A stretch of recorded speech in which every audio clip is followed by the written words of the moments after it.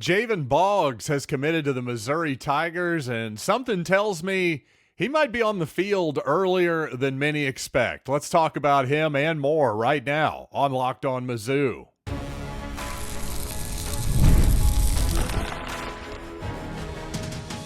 You are Locked On Mizzou, your daily podcast on the Missouri Tigers. Part of the Locked On Podcast Network, your team every day.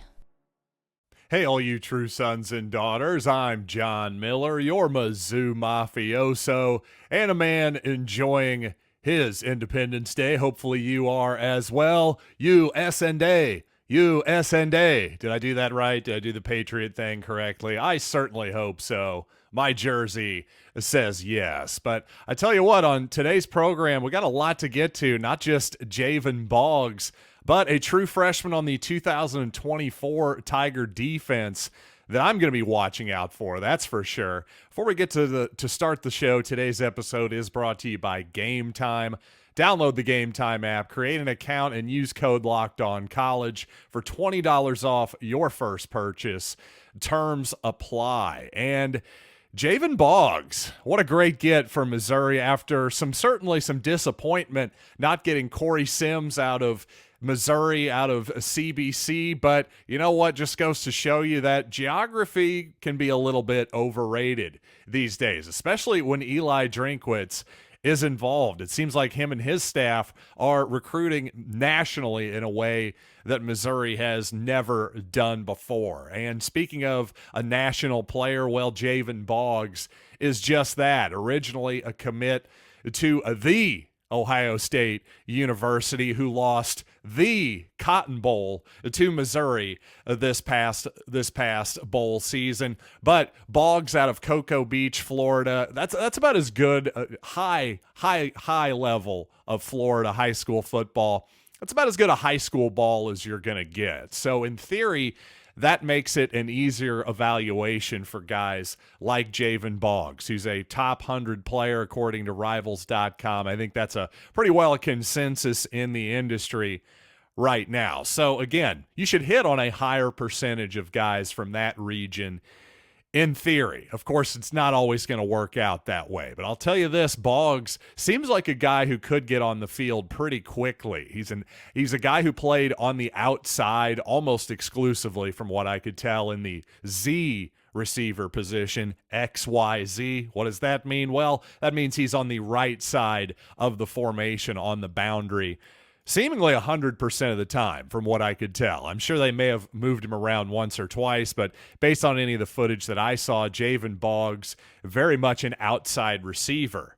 And I like that. I like that he did almost all, if not all, of his damage from the outside. It's frankly easier to get slot guys the football and pad their receptions and yardage statistics a little bit. Of course, it helps that Boggs is playing with a guy in Brady Hart who just committed to Michigan. Missouri had offered recently in the last couple months as well. Obviously, a high-level player in the class of 2026 is Brady Hart. So a guy who can get him the football on the outside, but Boggs, not just obviously the recipient of good quarterback play, he's going up and making contested catches at a really, really high rate. Not a lot of easy yards on his film in the form of screen passes, anything like that. He's doing the damage mostly downfield and in the intermediate part of the field as well. I could easily imagine him basically in Theo Weiss's spot, maybe in a couple years, and doing a lot of damage in that role. So, you know what? Really quickly, I actually had Brian Smith, who I lovingly call the Scout Master here, on the Locked On Mizzou podcast. Well, he's our big-time recruiting analyst. He covers actually specifically Florida as much as anybody I'm aware of. So quickly, let's hear Brian's thoughts on this podcast just a couple weeks ago on Jayvan Boggs.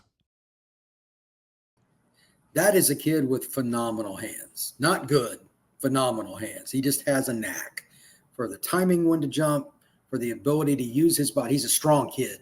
For the ability to use his body as a shield, and then just like catch the ball naturally, not just with two. He makes one-handed catches look normal, which they are not. I saw him do it at Under Armour this year. So it's probably the best play at the Miami Under Armour this year. Guy was on him. He didn't have a great pass to catch. He could only get one hand on it, and he just like grabbed it like a golf ball. Right. It was incredible. Like his hand strength is so powerful, and he didn't even care. He just ran back the huddle. No big deal. So he's used to making those plays. And he's also the reason Hart, the quarterback we mentioned recently that committed to Michigan, he played together at Cocoa. That's his guy. Yeah. Like you throw it up to him against top competition, more often than not, Boggs is going to win. He is a very, very talented guy. And I think he could play pretty early. He's a little more advanced as a route runner than some other kids. So he's probably going to help. But it doesn't matter if it's UCF or Missouri. He'll make a contribution in 2025. So there you go. There you have it from the Scoutmaster himself. On top of everything Brian said there, again, in my opinion, it's just harder to find really good outside receivers. The slot position, it's just a little bit easier to manufacture there to me. That, along with everything that Brian said, makes Jayvan Boggs, that is, a real candidate to play fairly early, I think, as early as his freshman or sophomore year and be a real contributor for the Tigers. That's just my humble opinion. Now, speaking of the state of Florida, Tigers could very well have some more good news on the receiver front from Florida. Donovan Oligbode, or at least that's how I'm choosing to pronounce his name at this moment until somebody corrects me. Tomorrow at 3 p.m., that young man, another Florida product, is going to be announcing his commitment as well. Things looking up for the Tigers. We'll just have to see what ultimately happens there. But I'll have it for you regardless tomorrow afternoon right here on the Locked On Mizzou podcast. And one more thing on Jayvan Boggs, and probably this bit of criticism is me being highly paranoid, but when it comes to the Deshaun Jackson celebration, for those of you who don't know what I'm talking about, the former Cal Bear, longtime NFL player for the Philadelphia Eagles, mostly the Redskins as well, several other teams. Well, Deshaun Jackson at least once, if not twice, basically dropped the ball behind his back in celebration of scoring a touchdown. The problem was, well, he did it at the 1-yard line, resulting in a fumble. And other players have done this as well since Deshaun Jackson. This is sort of something that I noticed. When Jayvan Boggs scored a touchdown, he kind of did the, I'm going to just drop it behind my back thing. Now, again, this is where my paranoia comes in.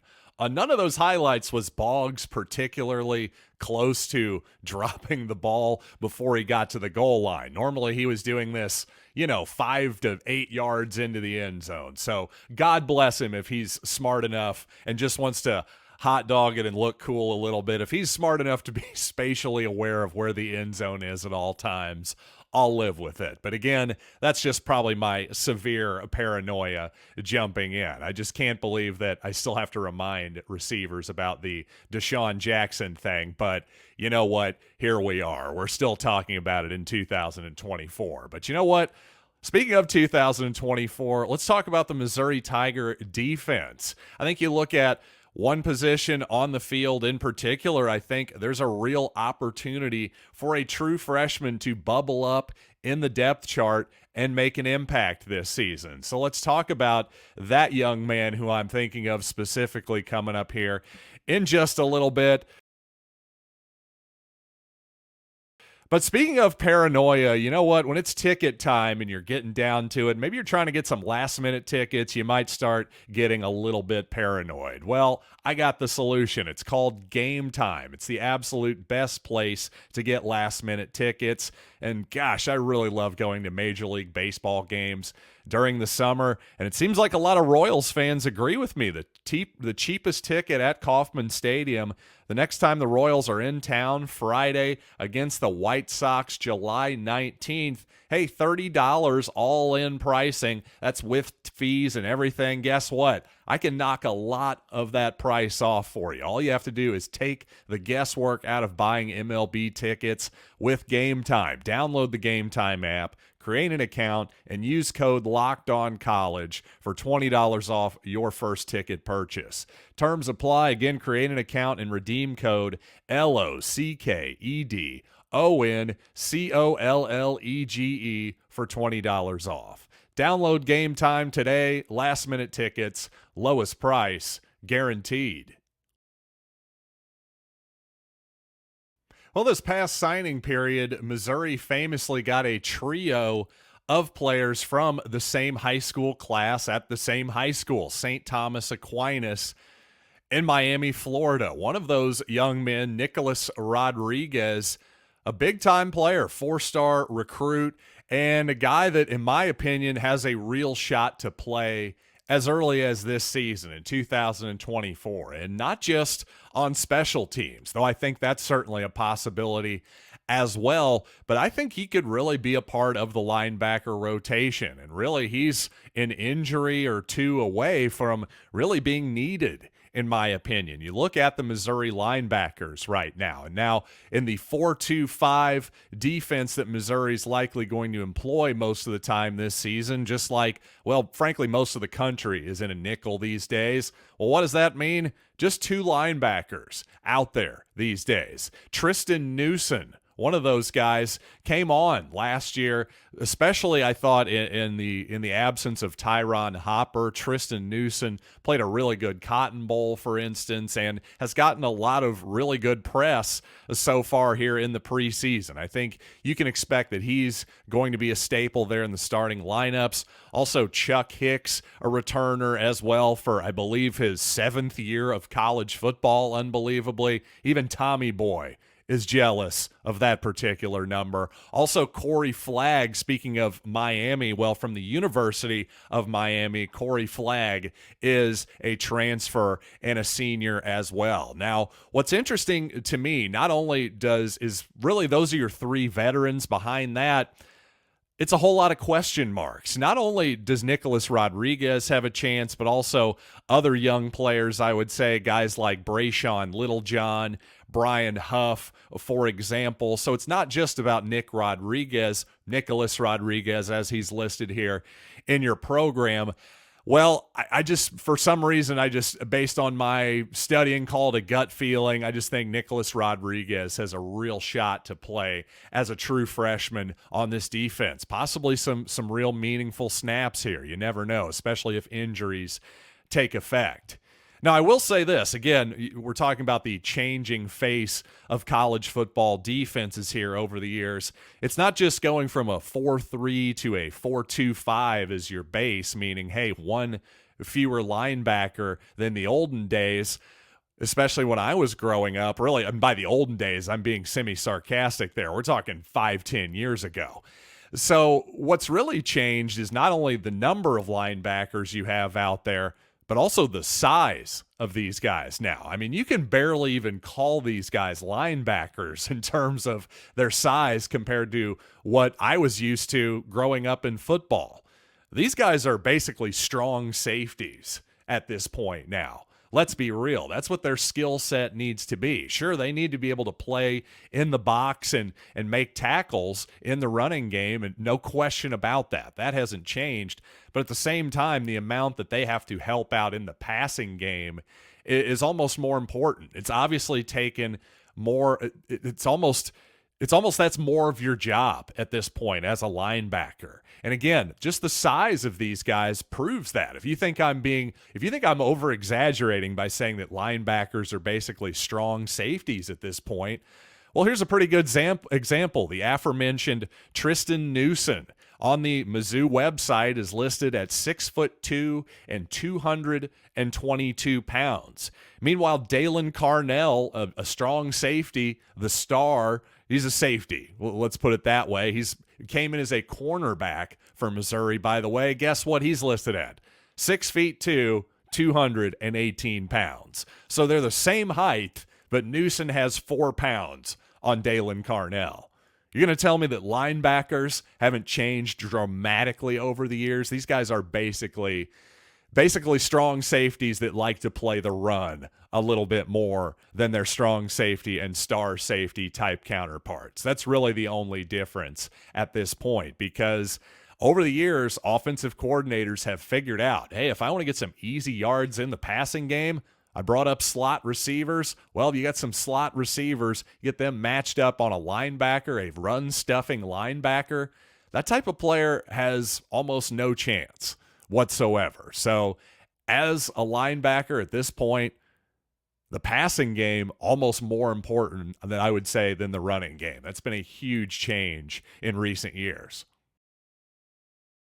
And lest you think this is going to be a boring part of the calendar, if you're a Missouri Tiger fan, well, plenty of action still coming here in the high school recruiting ranks. Not only Donovan Oligbode, I mentioned he's going to commit tomorrow at 3 o'clock. We've also got Lamont Rogers, Texas-based offensive lineman, committing on Saturday. Also another lineman, Keaton Jones, Sunday at 3 p.m. And finally, defensive back, safety, East St. Louis, Charles Bass on Monday as well. So a lot of big-time Missouri targets. We'll see how many of them ultimately end up with the Tigers here, at least unofficially in the next few days. Now, quickly, just a little inside baseball for all of you. I just couldn't help but think back to Independence Day 2023 and just how much things can change in a year's time, because my goodness, I'm telling you, last summer, as hard as this is to believe, I know I'm leaning super hard into football topics this off season. Well, remember, if you're a longtime listener of this program, I really couldn't get away with a football topic last off season. It was all hoops in terms of things that would actually rate and get clicks and listens and discussion and ultimately money in my pocket, which I'm going to let you in on a secret. That's kind of what I'm going for here on the podcast. Well, now, of course, it's the exact opposite. Now, if I lead with basketball, those shows just crater. Now, of course, I'm still going to talk about basketball, but again, trying to get new viewers, new listeners, as I'm trying to do all the time, of course, that's just not what I'm going to lead with. And again, exact opposite last season. What does that tell me? Well, quite honestly, and I don't mean this as an insult, but it's something I've suspected for a long time, but it's definitely true. It's definitely been confirmed based on just the last year or so of my own experience. Missouri is a hard bandwagon fan base. And what I mean by that, it goes in both directions. Meaning, as soon as Missouri a couple seasons ago under Dennis Gates showed signs of life and a fun basketball team, boy, the Missouri fan base jumped on the bandwagon hard and started selling out that 15,000 seat Mizzou Arena once again, especially on weekend SEC games. Those were basically sellouts for 3 straight months, that kind of deal. Well, that just goes to show you, when things are going well, Missouri's going to hop on, and they're hopping on real hard to football right now, too, in terms of season tickets, interest, NIL, the whole deal. Certainly my podcast is a reflection of that as well. So, again, not an insult to Missouri people. There's more sports in this state than there are, frankly, in a lot of others. For whatever reason, the Cardinals are, of course, such a long-established franchise for more than 100 years. The Chiefs are obviously, especially these days, are taking a lot of mind share. Even for years and years, the Chiefs have been incredibly popular, the Blues, et cetera, et cetera. The point is, there's a lot of options for your sports time, especially during the summer when there's 2 Major League Baseball seasons going on at once. So for whatever reason, Mizzou fans are a hard bandwagon fan base in both directions. That's the good news. It's not like, well, they're the Miami Heat fans or the Miami Marlins fans, those type of fans who never really seem to go the other way. They'll certainly disappear, but unless you're in the World Series or the NBA Finals, a little tougher to get them on the bandwagon. Missouri fans, at the first sign of optimism, sure jump on hard. I'll give them that. So it sounds like we'll be getting March Madness expansion rather soon, maybe as soon as the 25-26 season. And while that's certainly something I've fought against and spoke out against on this program, I have to say the latest proposal is not the end of the world. I can actually live with it. So let's take a look at what the NCAA is proposing here. First, though, let's talk some FanDuel, because this time of year, while I have to admit the sports calendar not nearly as full as I would like it to be. Fewer playoffs, fewer games, all that good stuff. But FanDuel lets me keep the sports going whenever I want. All I have to do is open the app and dream up bets at any time I'm in the mood. And this summer, FanDuel is hooking up all customers with a boost or a bonus daily. That's right, there's something for everyone every day all summer long. So head over to FanDuel.com and start making the most out of your summer. It's FanDuel, official sports betting partner of Major League Baseball. When it comes to beauty, obviously, as the old saying goes, beauty is in the eye of the beholder. But when it comes to a beautiful person or a work of art or an automobile, whatever it might be, architecture, you know what? We're really just looking for symmetry when you get down to it. And of course, in my opinion, in the sports world, one of the most symmetrical and beautiful things in the world was the field of 64 bracket for March Madness. But of course, we can't have beautiful things forever, so we had to add a 65th team, the play-in game, and of course, that couldn't stand forever. Now it's up to 68, and wouldn't you know it, more play-in games probably coming. As soon as 25-26, it sounds like 4 to 8 more teams are going to be added, so essentially, they're going to be even more play-in games. This will not really affect the Thursday opening. See, that's the line in the sand I'm going to draw here as a basketball fan. Since we've already blown up my perfect, beautiful bracket, what have you done to my boy? But seriously, since we've already messed up the 64 bracket, this is really not the end of the world, I suppose. As long as we don't mess with the sanctity of the Thursday at 11 a.m. opener, that type of thing, I'm good. I have to say, though, the more product you put out there, this probably makes me less likely to watch the play-in games, which have never been must-see television for me. Unlike the opening Thursday and Friday of March Madness, that entire weekend, quite honestly, but I especially want to see that first tip-off. That's always must-see television for me. Now, have I watched some of the opening rounds, the play-in games, whatever you want to call them? Sure, I've definitely watched some of them. Sometimes the games are really good. For the most part, they're pretty, they're not so great, to be honest with you. So just adding more and more product on there makes me actually less likely to watch those games. It makes them less special. And of course, of less Missouri is involved in one, which of course now becomes more likely the more you expand out. In general, I would just tell the NCAA to be careful. This is your most valuable property at this point. Don't forget the NCAA does not own the college football playoff.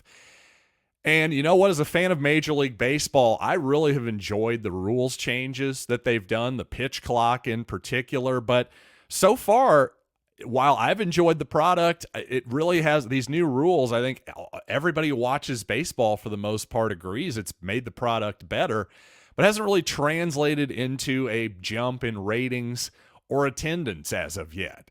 Frankly, there's just still so much Major League Baseball product out there on the market. It's kind of hard to justify watching anything else other than your own favorite team. I think the NBA is really running into this problem right now as well.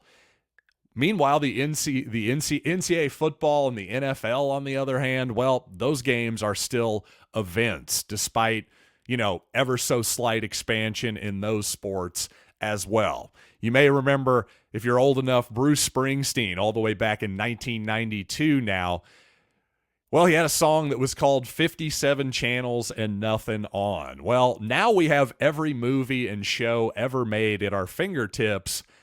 But how often do you think to yourself still to this day, man, there's nothing on right now? Well, literally, obviously, that can't be true. But when there's a Mizzou football game on, you best believe there's something on to watch. That's the true secret sauce of football right now, and one of the main reasons it continues to get more popular. There seems to be there's this notion out there that, well, the NFL has so much parity, and that's why people love it. I think the parity in the NFL is the most overrated thing I've ever heard in my life. The Kansas City Chiefs are going for their third straight Super Bowl victory this season. They won another one recently. They played in another one recently as well. How about the New England Patriots? They won quite a few. They appeared quite a few too. If parity was really the secret sauce, then Major League Baseball, who has way more champions than there are Super Bowl champions, would be growing in popularity. But to me, there's just too much product there. And that's something that if you're an NCAA person, you got to remember, this is your most valuable product, and you'd be well-versed. You'd be not well-versed, but you'd be very wise to not overdo it, because there is such a thing as the law of diminishing returns, which, as far as I can tell, is undefeated over the long term. So that's just my opinion. As always, I'd love to hear your opinions on anything I've said today at Locked On Mizzou, anywhere on social media, or at the old YouTube comments as well. So until next time, and you know what? We're going to talk tomorrow here on Friday. Going to talk about Donovan Oligbode. Hopefully he commits to Missouri as well. Either way, I'll have another show for you right here on Locked On Mizzou.